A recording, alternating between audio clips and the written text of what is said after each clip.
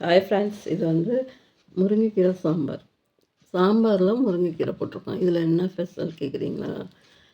இது மெத்தடு தான் ஸ்பெஷல். அதுக்கு 150 கிராம் துவரம்பருப்பு, 50 கிராம் பாசிப்பருப்பு, அதை கலந்து நம்ம சுத்தம் பண்ணிவிட்டு தண்ணி சேர்த்து நல்லா ஒரு 2 விசில் அல்லது ஒரு விசில் கூட போதும், வேக வச்சு எடுத்துக்கலாம். இது ரொம்ப பருப்பு கரைஞ்சி வேகணும்னு அவசியம் இல்லை. 2 விசில் ஒரு விசில் விட்டு எடுத்துக்கலாம், ஒன்றும் பிரச்சனை இல்லை. அதுக்கப்புறம் தாளிக்கிறதுக்கு வானல் வச்சு நல்லெண்ணெய் சேர்த்துடணும். நல்லெண்ணெய் சேர்த்து இது பெரிய வெங்காயம், ஒரு வெங்காயம் நல்லா பெருசாக, ஒரு 5-6 பல் பூண்டு கட் பண்ணி போட்டோம். பச்சை மிளகா ஒரு 2. தக்காளின்னு பார்த்திங்கன்னா தக்காளி ஒரு 4 தக்காளி போடலாம், 4-5 கூட போடலாம். ஏன்னு கேட்டால் நம்ம இதில் புளியெலாம் சேர்க்க மாட்டோம். இந்த தக்காளியோட புளிப்பு தான். சாம்பார் கொஞ்சம் புளிப்பாக தானே இருக்கணும். அது உப்பு சேர்த்து நல்லா வணக்கிட்டு, ஒரு ஸ்பூன் சாம்பார் பொடி, ஒரு ஸ்பூன் மிளகாய் பொடி, ஒரு ஸ்பூன் மஞ்சள் தூள் எல்லாம் சேர்த்து நல்லா வணக்கிட்டு, இது நல்லா வணங்கி வரும்போது அதுக்கிடையில் நம்ம கொஞ்சம் இந்த குழம்புக்கு தேவையான தேங்காய் அரைச்சிக்கலாம். அதுக்கு ஒரு கைப்பிடி அளவு தேங்காயை தண்ணி சேர்த்து நைஸாக அரைச்சிடணும். நல்லா தண்ணி சேர்த்து அரைச்சிடணும்.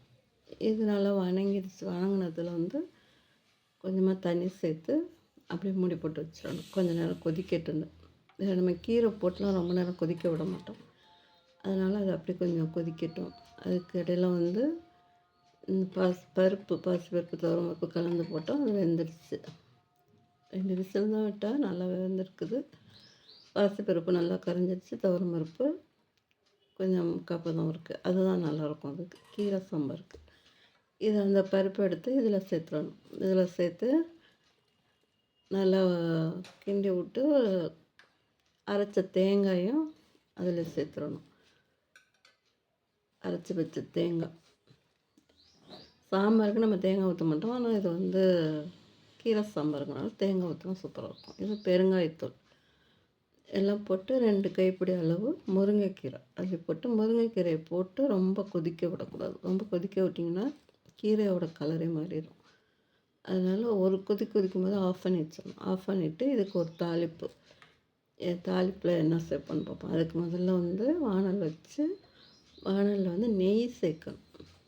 இது ஒரு கீரை சாம்பாருக்கு நெய் சேர்த்து தாளிக்கும் போது வாசமாக இருக்கும்.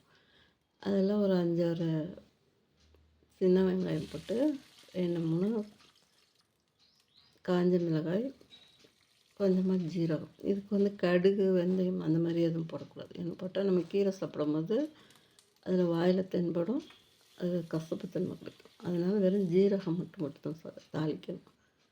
தாளித்து கொட்டி எடுத்துட்டா சூப்பரான கீரை சாம்பார் ரெடி ஆகிடுச்சு. இது நம்ம சாதத்தோடு பிசைஞ்சு சாப்பிடலாம். இதுக்கு சைடிஷ் ஒரு அப்பளம் இருந்தாலே போதும். பிடிச்சிருந்தால் லைக் பண்ணுங்கள்.